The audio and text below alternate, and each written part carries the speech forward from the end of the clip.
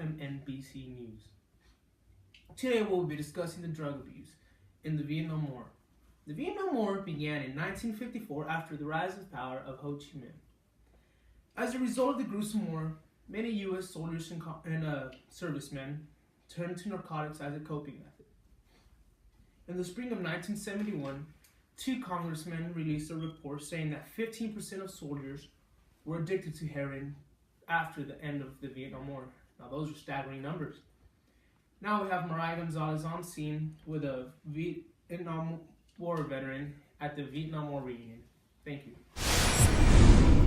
Thank you, Brandon. Today we're here with war veteran Rick Jones.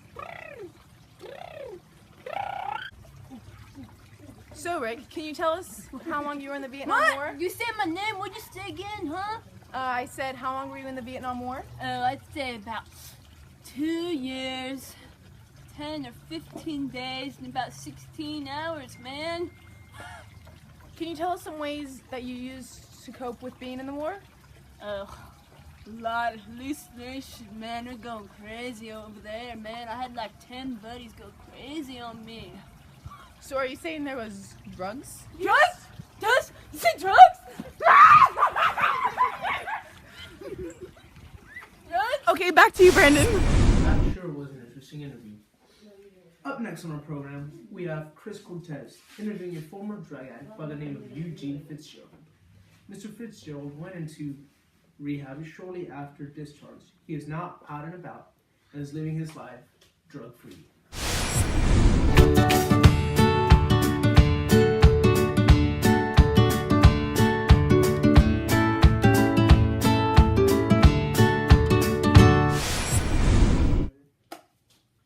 We're here with Eugene Fitzgerald, a recovered war vet who recently just got out of rehab. Congratulations. Thanks, man.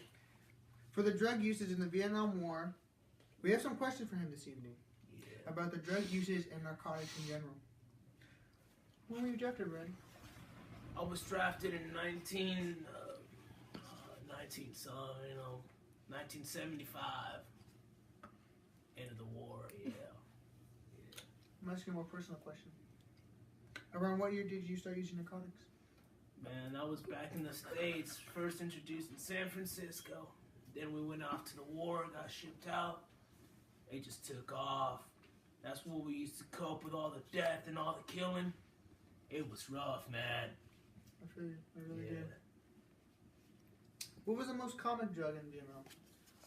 Well, opium was all around, you know, a lot of marijuana too, a lot of amphetamines, methamphetamine, amphetamines, you know, the hard stuff. Yeah. It must have been hard. Oh, it was tough. What did your parents think of it? Well, my folks ain't around. They passed away when I was 15. That's really why I decided not to run away to Canada and just went off to war. Yeah.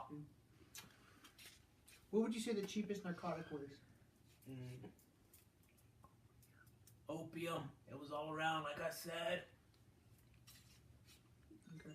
There's another personal question. Yeah. What drug did you use? I did it all, man. Something I'm ashamed of now, but I was wild. A wild child. Okay. Yeah. Would you say the narcotics dulled your mind? Or suppressed the pain? Well, it helped with the pain for sure, but man, I got addicted like that. That's all the questions we have for this evening. Thank you. Thank you, man.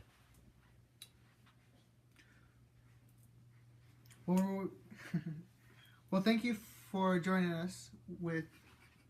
Oh, the pleasure's all mine. Thank you for allowing us to interview on LBC News. Now we're going to an on-site report of a live Vietnam War reenactment with Mariah Gonzalez. Hi, we're here with Carlo Ritz, a Vietnam War veteran, here at the Vietnam War reenactment. Okay, so what are we going to be doing here today? You ain't no Viet Charlie. Where the Charlies?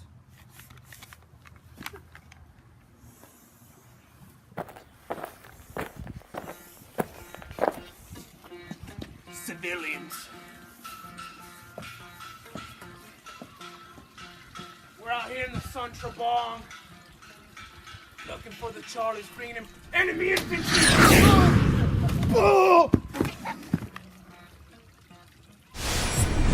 Whoa, those war reenactments sure are entertaining, aren't they, guys? They They really are. Well, anyways, thank you guys for joining us. Had a good time. It was a good time. Good interviews. Good interviews. Good people. Met some Factual. people. Very factual and sourceful.